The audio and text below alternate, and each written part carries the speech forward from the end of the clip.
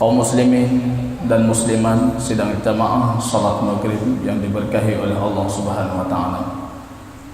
Pujian dan syukur kita tiada hentinya senantiasa kita panjatkan kehadirat Allah. Malam yang penuh keberkahan ini Allah kembali berikan kita taufik, berikan kita inayah, berikan kita kemampuan istita'ah sehingga kita saling bisa berkumpul di rumah Allah, mengkaji ayat Allah, mengkaji hadis-hadis baginda Rasul sallallahu alaihi wasallam. Kaum muslimin yang berbahagia, pernah ditanyakan kepada Imam Abdullah Ibn Mubarak, sampai kapan engkau akan terus mempelajari hadis baginda Rasul sallallahu alaihi wasallam? Beliau mengatakan, hatta asma'u kalimatan wa bihi adkhulul jannah. Sampai saya mendengar satu kalimat dan dengan kalimat itu saya akan masuk syurganya Allah. Ini jamaah rahimani wa rahimakumullah yang sering hilang dari kita ketika kita menghadiri majlis-majlis ilmu. Hilang target, hilang sasaran dan target kenapa kita menghadiri majlis ilmu. Target ini sebenarnya yang menguatkan dan memberikan dorongan motivasi untuk kita menghadiri majlis ilmu. Makanya jemaah rahimani wa rahimakumullah, jadikan seperti Imam Ibn Mubarak yang menjadikan target menghadiri majlis ilmu itu sehingga saya mendengar satu kalimat dan kalimat itu menggerakkan hati saya, menggerakkan jiwa saya, dan akhirnya saya memasuki surganya Allah. Ini jamaah salat maghrib yang berbahagia. Di penghujung pembahasan kita, dan kita sudah 3 pertemuan yang lalu berbicara sedikit panjang lebar tentang pembahasan salat istisqa, tata cara salat meminta hujan. Kali ini jamaah rahimani wa rahimakumullah, kita akan memasuki pembahasan baru, dan ini penghujung dari pembahasan salat.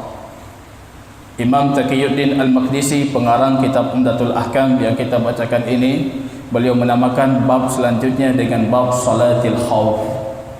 Bab salat dalam kondisi takut. Salat khauf. Banyak jamaah saya yang di sini juga jamaah yang sama di Masjid Al-Fitrah. Ini sudah panjang lebar kita bicarakan di Masjid Al-Fitrah tentang salat khauf. Tapi ada yang menarik di sini, kita membuat perbandingan kitab yang kita bacakan di sana itu kitab Bulughul Maram, Imam Ibnu Hajar Al-Asqalani.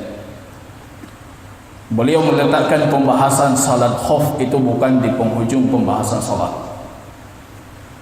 Kita selesai salat khauf di sana, minggu depan kita memasuki salat Id. Kalau kita dalam kitab Umdatul Ahkam yang ada di tangan kita ini, pembahasan salat khauf itu penghujung dari pembahasan salat-salat.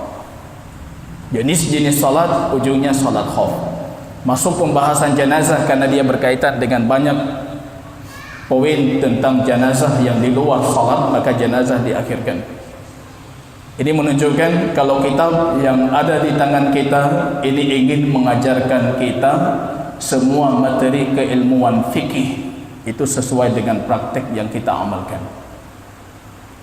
Karena pertanyaannya ketika datang murid-muridnya Imam Taqiyuddin kepada Imam Taqiyuddin Al-Maqdisi, pengarang kitab Umdatul Ahkam ini, mereka bertanya kepada Imam Taqiyuddin, wahai Imam, kenapa engkau tidak mengumpulkan hadis disahihkan oleh Imam Bukhari, disahihkan oleh Imam Muslim, dan dengan hadis itu kami amalkan? Ini pertanyaannya, ini permohonannya. Buat kitab hadis Bukhari Muslim sahih, dan hadis itu kami jadikan landasan pengamalan. Maka kita perhatikan beliau mencoba berusaha mengurutkan tema-tema kitab ini sesuai dengan urutan pengamalan. Salat khauf jarang di antara kita mengamalkan, kecuali kalau Anda seorang tentara TNI, tentara mujahid di jalan Allah, Anda akan mengamalkan. Dan setidaknya baginda Rasul memberikan kita kabar gembira, setiap dari kita harus yuhaddisu nafsahu bil jihad, harus menceritakan pada dirinya keinginan untuk berjihad. Kalau tidak, kita mati dalam kondisi ada kemunafikan dalam hati kita. Maka salat khauf jamaah rahimani wa rahimakumullah, pengarang kitab kita itu mengurutkan di pembahasan salat dan di penghujung pembahasan salat. Saya punya ikhtiar lain, satu cita-cita besar lain, itu yang sedang saya coba kaji dan sedang saya coba tulis kembali, itu diary fikih, pembahasan fikih, tapi urutannya sesuai dengan urutan umur, usia. Hari ini kita belajar fikih selalu mulai taharah, bersuci, kemudian fikih ibadah, selepas itu muamalah. Kita lalui pembahasan-pembahasan fikih, kadang-kala kita tidak tahu kapan kita amalkan, kapan kita ini kan, kapan kita perlunya. Dan kita punya ide lain, membuat kita fikih itu sesuai pembahasan umur. Fikih mulai dari fikih anak kecil, fikih kelahiran, fikih bersalin, fikih macam-macam. Kemudian fikih remaja, fikih wanita remaja, kemudian berangkat nanti fikih orang dewasa. Dia sudah mulai bekerja, baru masuk pembahasan fikih muamalah. Ini yang coba kita ikhtiarkan. Kita sudah mulai coba menyusun sedikit banyak tema-tema yang akan kita tulis dalam diary fikih tersebut. Barangkali ini sebatas ide dan wacana, sebuah gagasan. Anda punya keinginan untuk menulis sesuai dengan ide yang kita lontarkan tadi, tidak ada masalah. Ada yang mencoba berusaha, oh itu idenya menarik, kita tulis kitab fikih sesuai dengan kebutuhan umat Islam, itu sesuai dengan umurnya. Umur yang kecil butuh fikih apa, yang remaja butuh fikih apa. Ini saya rasa sebuah gagasan yang menarik jamaah rahimani wa rahimakumullah. Kembali jamaah, kita kembali membahas kitab Umdatul Ahkam. Kita memasuki pembahasan bab salat khauf. Bab salat yang dilakukan dalam kondisi takut. Dari judulnya saja kita sudah memahami, dalam syariat kita ada takut yang dibenarkan dan ada takut yang tidak dibenarkan. Ada ketakutan yang kadangkala menjadikan seseorang itu mensyirikkan antara Allah dengan lainnya. Para ulama menamakan takut ini dalam kitab tauhid dengan al-khauf as-sirri, takut yang tersembunyi, takut terhadap sesuatu yang tidak nampak efek langsung. Ada yang takut kualat dengan kuburan Tengku Fulan, takut kualat dengan kuburan Wali Fulan, takut kualat dengan kuburan Fulan, dengan orang yang sudah diwafatkan. Efeknya tidak kelihatan langsung. Ini masuk ke dalam al-khauf as-sirri. Allah mengatakan kepada kita, fala takhafuhum, jangan takut. Wa khafuni, yang patut kalian jadikan takut itu cuma kepadaku, kata Allah. Ada tingkatan takut juga diharamkan, takut tingkatnya muharram. Besok di hari kiamat dalam satu hadis yang sahih, ada hamba ketika berhadapan dengan Allah, Allah bertanya kepadanya, ra'aita munkaran wa lam tughayyirhu, engkau melihat kemungkaran tapi engkau tidak mau mencegahnya. Hamba itu kemudian berdalih di hadapan Allah, khasyatan ibadik, aku takut dengan hamba-hambamu, takut dengan manusia. Kondisi kita lihat mungkar tapi kita tidak mau mencegah kemungkaran. Kenapa? Takut, malu. Allah mengatakan, iyaya takhsha, yang patut engkau takut cuma aku, jangan lain. Ini takut haram. Ada takut yang mubah, itu tabiatnya kita takut. Efeknya jelas, efeknya langsung, kita takut. Takut dalam kondisi kita berperang, takut melihat hewan buas, itu takut. Dan tidak menafikan nilai ketauhidan. Jadi anak putakan Ustaz Muhajir pusing tauhid kerimung matang ya. Memang harusnya. Itu tabiat. Takut singa, takut binatang buas, itu tidak menafikan tauhid. Takut orang yang mengancam saya pergi jalan ke sini, kemudian ada yang mengancam, saya takut. Tabii, sedikit pun tidak menafikan ketauhidan. Dan ini takut yang kita bicarakan, takut yang dibolehkan, takut mubah, takut tabiat, takut dalam medan peperangan. Maka baginda Rasul sallallahu alaihi wasallam dalam banyak hadisnya mengajarkan kita bagaimana cara kita salat. Saya selalu menekankan hikmahnya salat khauf ini, hikmahnya itu cambukan keras untuk kita yang berada dalam kondisi aman. Dalam kondisi berperang, dalam kondisi takut terjadi pertumpahan darah, Anda harus menegakkan salat secara berjamaah. Kenapa dalam kondisi aman, tenang, dalam kondisi perutnya kenyang, rezekinya melimpah, kita meninggalkan jamaah? Ini cambukan. Semua para ulama yang mewajibkan salat berjamaah, mereka berdalil dengan kewajiban menunaikan salat berjamaah dalam kondisi perang. Kondisi perang bukan alasan Anda meninggalkan jamaah, apalagi kondisi aman. Ini cambukan keras sekali. Bagaimana kalau kita lihat nanti awal disyariatkan, walaupun para ulama berselisih tahun keberapa disyariatkan, ada yang keempat, ada yang kelima, ada yang ketujuh. Tapi yang paling dekat itu tahun ke-7 Hijriah. Terjadi peperangan dinamakan dengan perang Dhatul Riqa'. Pasukan kaum muslimin ingin memerangi orang-orang Arab Badawi yang ingin coba memerangi baginda Rasul sallallahu alaihi wasallam. Rupanya baginda Rasul mempersiap pasukannya dalam kondisi kemarau yang paceklik, yang panjang. Kemudian baginda Rasul mempersiapkan mereka dengan keterbatasan peralatan yang mereka miliki. Berjalan dengan perjalanan yang jauh, melewati tebing-tebing yang tajam. Kaki-kaki mereka itu robek. Kaki-kaki para sahabat baginda Rasul menuju perang Dhatul Riqa' itu dalam kondisi terluka. Maka Rasul memerintahkan mereka untuk menutupi lukanya dengan kain-kain, sisa-sisa kain yang kecil, itu riqa'. Maka dinamakan dengan perang Dhatul Riqa'. Kaki berdarah, perjalanan jauh, letih, tapi salat berjamaah tetap Allah perintahkan. Kita tiba-tiba dalam kondisi aman demikian mengatakan itu cuma sunnah muakkadah. Yang sunnah muakkadah, ja'juruna ilaih, yang sunnah muakkadah. Imam Syafi'i sunnah muakkadah. Imam Syafi'i mengatakan sunnah muakkadah, beliau bukan orang meninggalkan sunnah muakkadah. Bahaya kita yang bersyafi'iyah, kita mengambil sunnahnya, kita lupa praktiknya Imam Syafi'i. Tidak ada alasan untuk meninggalkan jamaah dalam kondisi aman. Barangkali itu cuma satu-satunya cara supaya Allah senantiasa menjaga perdamaian yang ada di tanah kita. Ini kita sedang diuji jamaah. Allah ingin memperhatikan umat ini diberikan keamanan, apakah mereka mensyukurinya. Kita dalam kondisi aman tidak menghadiri jamaah, Allah bisa mencabut nikmatnya dalam sekejap. Kemudian Allah kembalikan kita dalam kondisi kerusuhan, dalam kondisi peperangan, konflik yang berkepanjangan.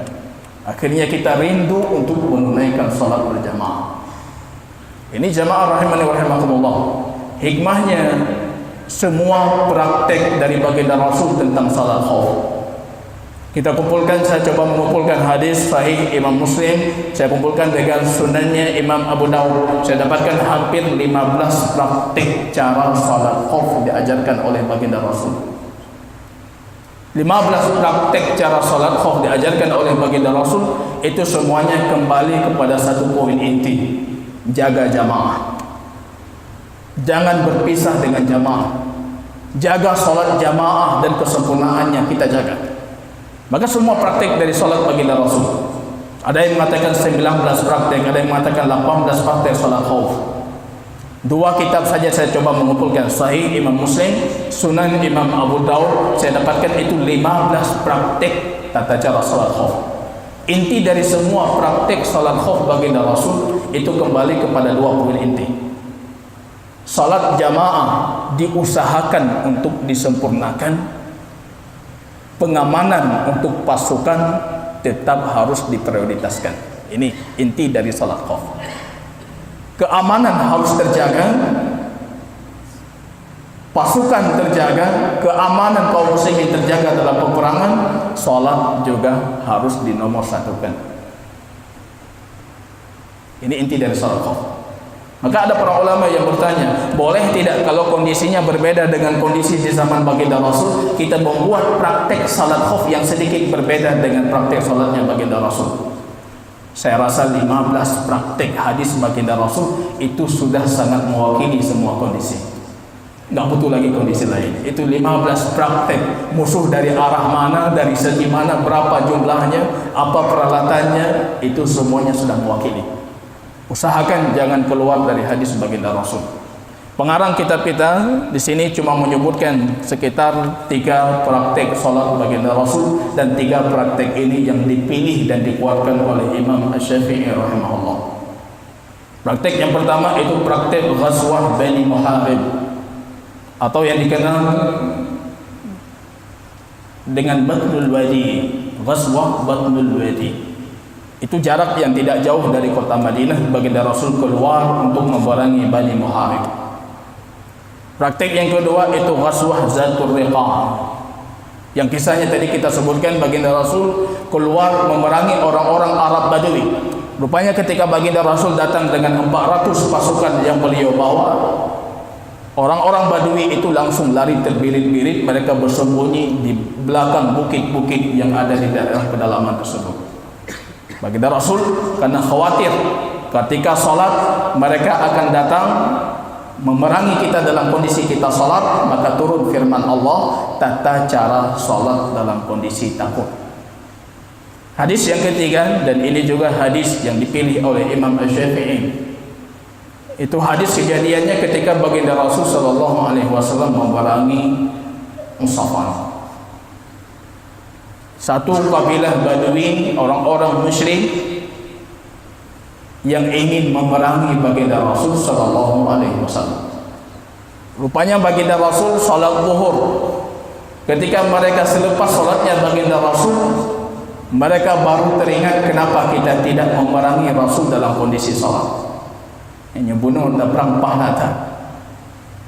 Rupanya ketika masuk salat asar, mereka sudah bersiap-siap menunggu salatnya kaum muslimin supaya bisa diserbu kaum muslimin. Rupanya Jibril datang mengajarkan kepada baginda Rasul tata cara salat.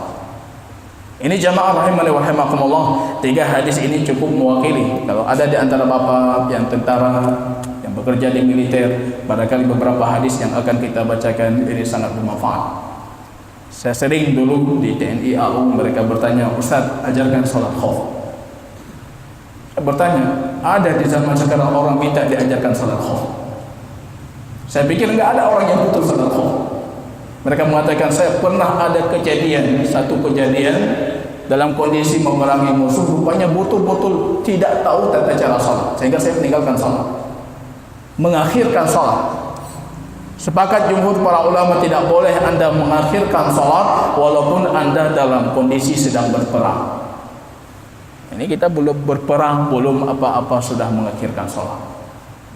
Kondisi berperang tidak boleh. Yang ada pernah dilakukan oleh baginda Rasul ketika perang Khandaq, itu bukan disengajakan. Baginda Rasul kelupaan dengan para sahabatnya karena sibuk dengan musuh, akhirnya lupa untuk melakukan salat asar. Mereka baru salat asar ketika matahari hampir tenggelam. Datang Umar mencaci orang-orang musyrikin karena mereka kita kelupaan salat. Ini yang ada karena kelupaan, bukan disengajakan. Tidak boleh mengakhirkan salat. Tidak boleh mengakhirkan salat. Dalam perang saja tidak boleh kita mengakhirkan, apalagi dalam kondisi aman. Apalagi kita mengakhirkan salat sampai keluar dari waktu. Jangan ulangi lagi salatnya karena tidak akan diterima. Tidak ada qada salat yang sudah kita tinggalkan secara sengaja. Sengaja meninggalkan, berleha-leha, lalai, tiba-tiba sudah keluar waktu, baru mau salat. Tidak sah salatnya. Yang wajib bagi Anda itu taubat nasuha, karena Anda sudah melakukan satu dosa besar. Menangis, istighfar, taubat, dan jangan pernah ulangi. Lucu kita, ada yang melakukan demikian, kemudian dia mengatakan dia masih tenang-tenang saja, santai saja, seolah-olah tidak melakukan kesalahan. Anda sudah melakukan satu dosa besar, jangan pernah ulangi, bertobat. Itu kalau kita sengajakan keluar waktu, jangan lagi lakukan salat, tidak perlu Anda ulangi lagi. Madhab apa yang mengatakan boleh Anda salat di luar waktu? Nggak ada. Ini jamaah rahimani rahimakumullah. Maka salat, pentingnya salat. Rasul ketika mewasiatkan di penghujung hayatnya beliau mengatakan as-salat. Ya ummati as-salat, salat. Jaga salat. Ini kita perhatikan jamaah rahimani rahimakumullah. Sebagian para ulama, salah satu di antaranya muridnya Imam Abu Hanifah, Al-Qadhi Abi Yusuf, beliau mengatakan salat khauf itu cuma disyariatkan untuk Rasulullah. Orang setelahnya tidak perlu lagi salat khauf. Kenapa demikian? Karena ayatnya dalam surat An-Nisa 102, Allah mengatakan wa idza kunta fihim fa aqamta lahumus shalah. Kalau engkau bersama mereka maka dirikan salat. Ini pemahaman yang lucu dari Abu Yusuf. Kalau engkau bersama mereka dirikan salat, artinya kalau engkau tidak bersama mereka tidak perlu lagi salat khauf. Ini lucu. Karena kalau kita membuat penalaran seperti penalarannya Abu Yusuf, banyak sekali syariat yang sudah harus kita abaikan.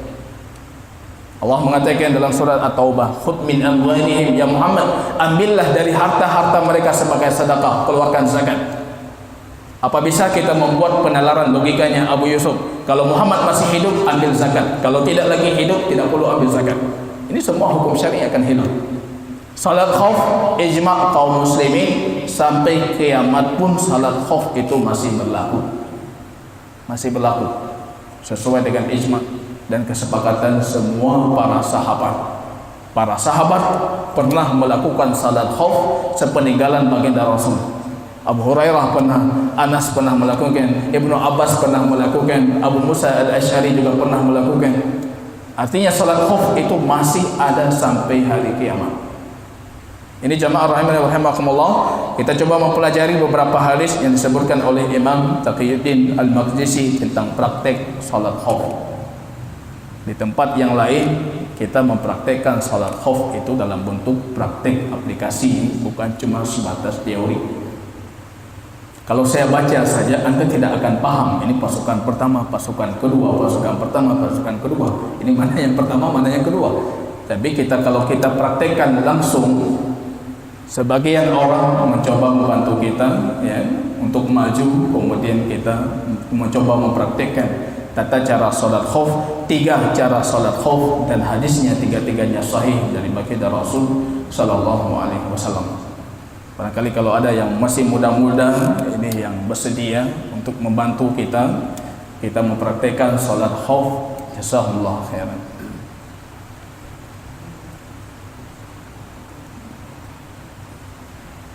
Ya, satu imam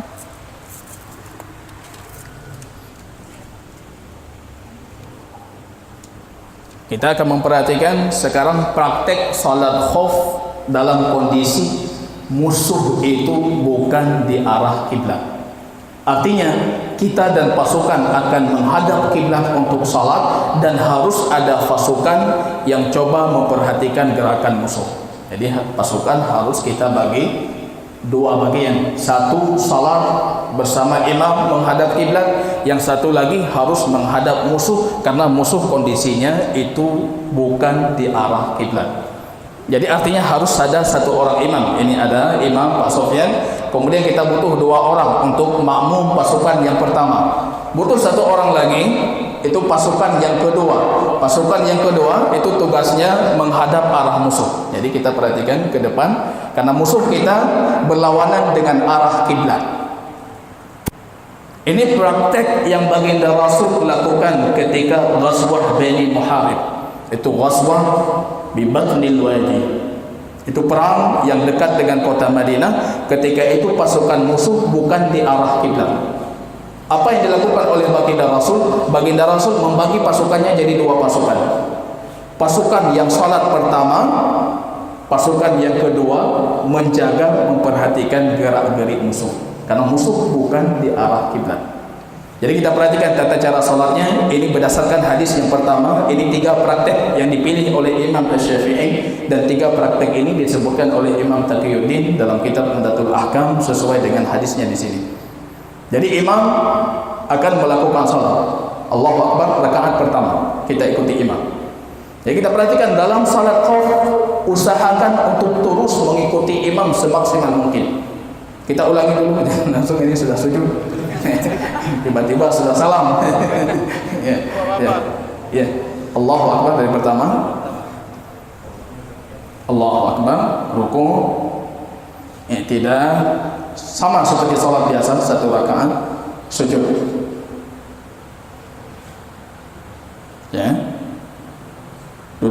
dua sujud. Tunggu dulu yang di belakang.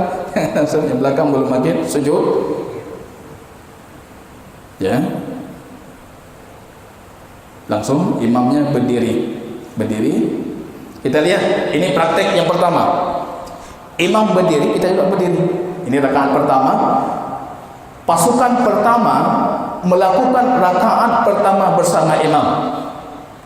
Tidak salam, langsung keluar berbaris di tempat pasukan kedua. Mereka dalam kondisi masih salat. Ini khusus untuk salat khauf. Dia bisa bergerak, dia bisa matanya kemana-mana, dia perhatikan gerakan musuh. Dia dalam kondisi membawa senjatanya, walaupun senjatanya dalam kondisi bernajis, tidak ada masalah. Bagi imam, sekarang ini rakaat kedua. Bagi pasukan yang kedua, ini rakaat pertama. Kita lakukan salat satu rakaat. Allahu Akbar bersama imam, ya, langsung rukuk.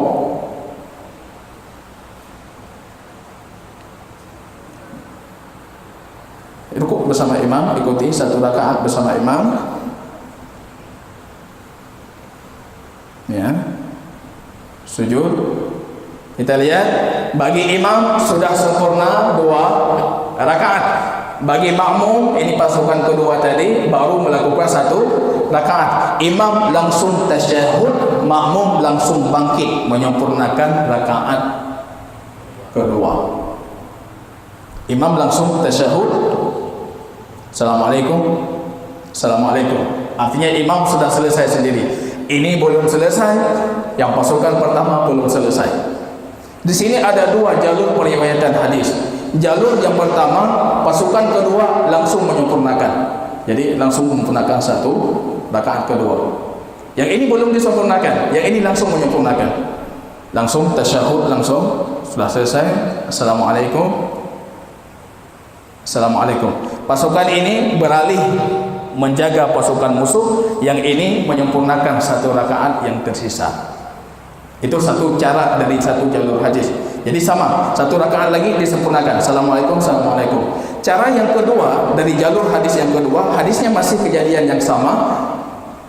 Pasukan ini tidak menyempurnakan rakaat kedua, tapi dia langsung mengganti pasukan menghadap musuh. Masih dalam kondisi salat. Yang ini langsung datang menyempurnakan rakaat kedua. Ini jalur 1 kejadian, tapi ada 2 riwayat hadis di sini. Coba kita ulangi. Ini coba yang tadi balik lagi. Kita balik lagi ke sana. Yang ini tadi imam sudah tasyahud rakaat kedua. Makmum baru rakaat keberapa? Rakaat ke-1. Makmum bangkit tapi tidak menyempurnakan salat. Tapi dia langsung menghadap pasukan musuh. Pasukan yang pertama datang menyempurnakan salatnya. Imam sudah sempurna.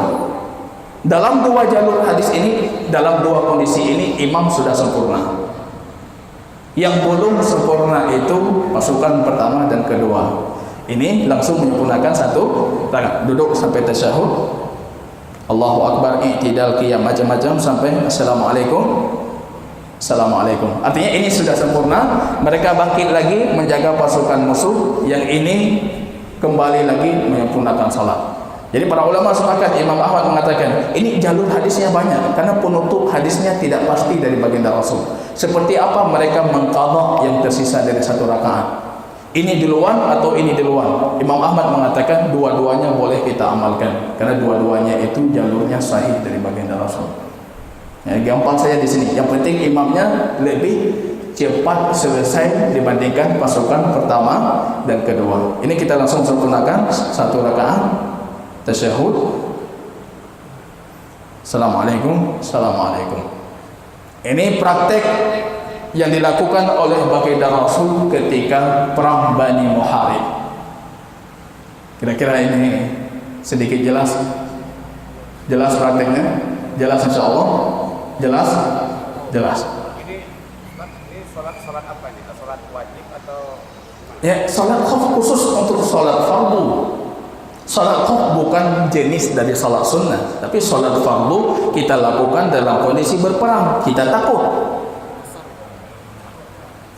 Karena tadi posisi mereka itu posisi mereka musafir, sudah keluar dari Madinah, maka solat yang 4 itu dijadikan 2 rakaat. Tapi saya berperangnya di Aceh, saya bukan musafir. Anda tetap salat 4 rakaat, jangan 2. 2 dengan pasukan pertama, 2 dengan pasukan kedua. Dibagi saja. Kalau ini 2 rakaat, 1-1. Kalau 4 rakaat, 2-2. Adik, Anda perhatikan kondisi. Saya musafir atau bukan musafir? Kita berperang di mana? Di Aceh. Anda bukan musafir. 4 tetap 4. Kalau maghrib 3 rakaat, tidak bisa kita jadikan 2, tidak bisa kita jadikan 1. Dengan kelompok pertama 2, dengan kelompok kedua 1. Kita sesuaikan saja perbedaan salat, perbedaan ini. Salat fardu.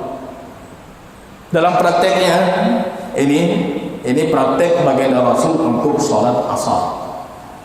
Ya, ini caranya pertama dulu. Itu hadis Ibnu Mas'ud.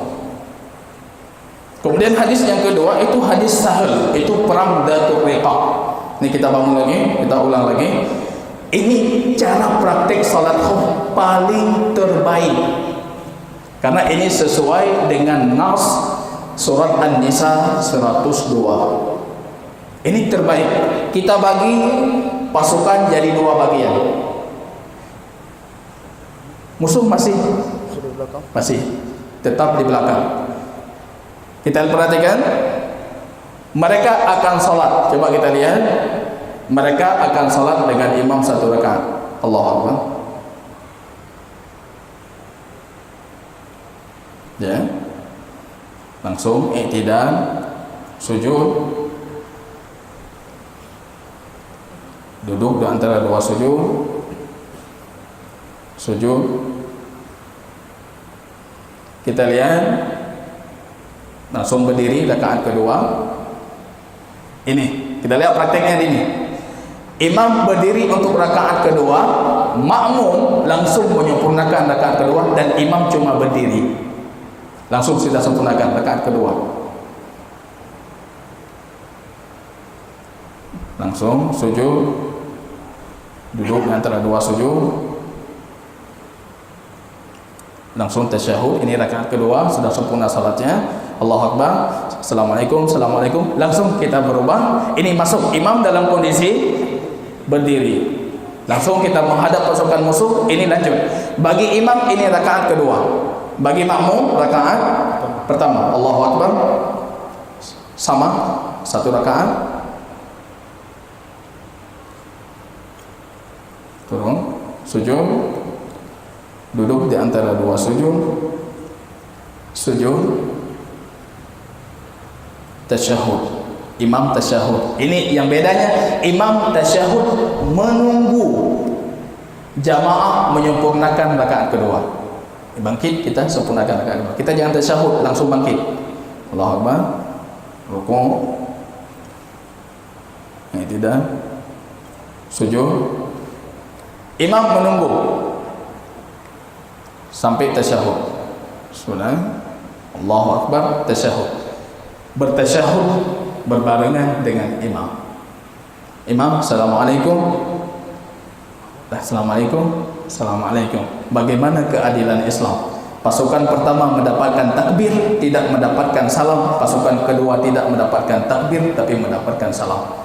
Sama-sama harus menjaga jamaah. Takbir dan salam sama pentingnya bagi kita makmum.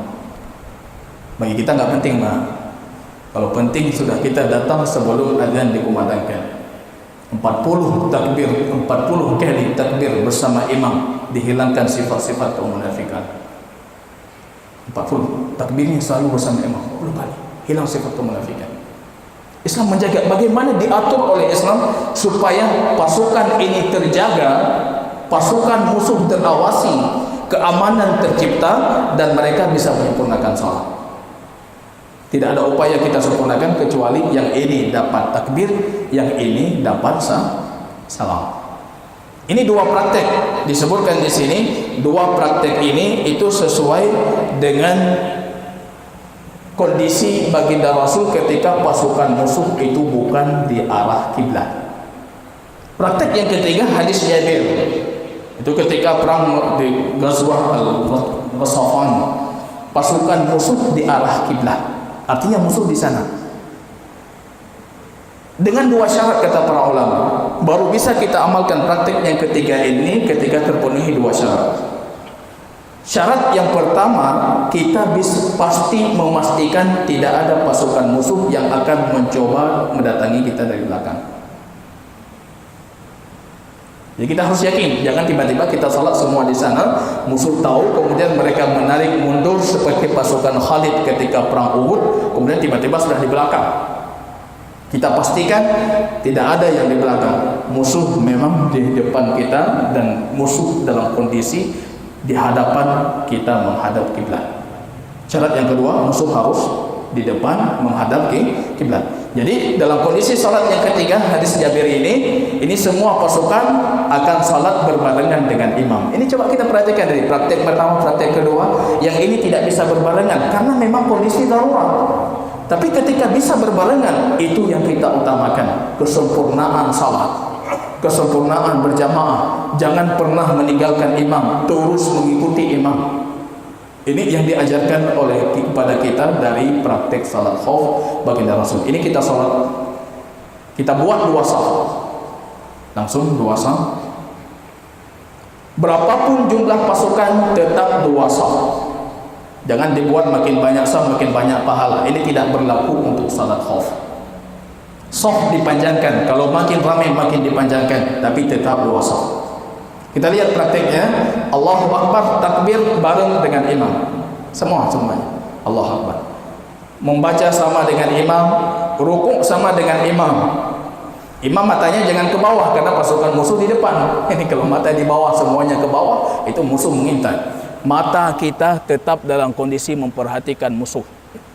Tidak ada masalah untuk salat khauf. Ini Ustaz tidak terlalu khusyuk. Ini salat khauf. Umar mengatakan ketika aku salat, aku mempersiapkan pasukan kaum muslimin. Dalam kondisi salat, boleh salat khauf. Jadi pandangan kita tetap ke depan. Rukuk, semua rukuk sama, i'tidal sama, sujud. Ketika sujud, yang sujud cuma pasukan yang saf pertama. Yang kedua, nunggu dulu.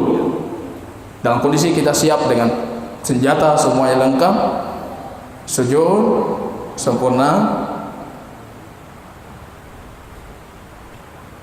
Kita enggak tasyahud rakaat pertama, langsung bangun. Allahu Akbar. Yang pasukan saf kedua menyempurnakan sujud. Jadi kita tunggu dulu menyempurnakan sujud.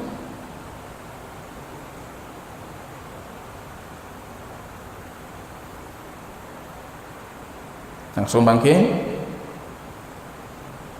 Coba kita perhatikan di sini keadilan Islam langsung terbukti kembali.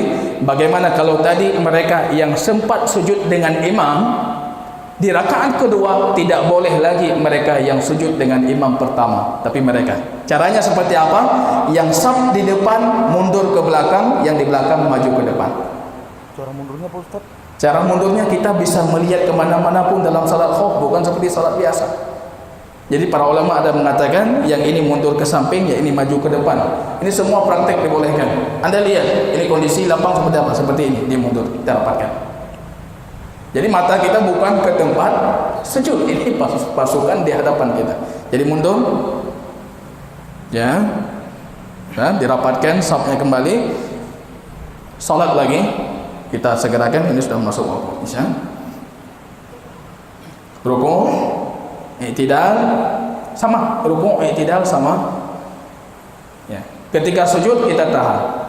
Mereka sujud, sempurnakan sujud. Tasyahud, berhenti di tasyahud, mata kita melihat pasukan musuh, mereka turun menyempurnakan sujud. Kita turun.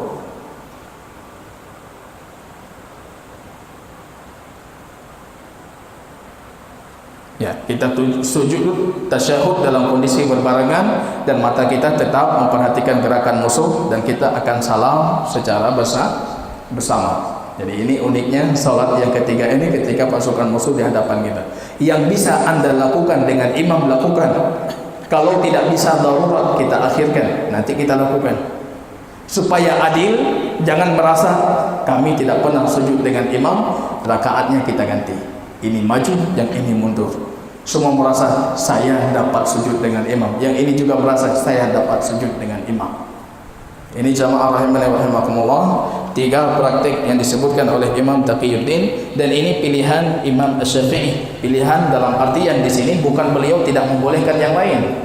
Beliau membolehkan semua praktek, yang penting ada hadis dari baginda Rasul. Cuma kalau Anda bertanya tentang afdal, 3 praktek salat khauf ini yang paling afdal. Jadi secara sanad dan secara praktek baginda Rasul sallallahu alaihi wasallam.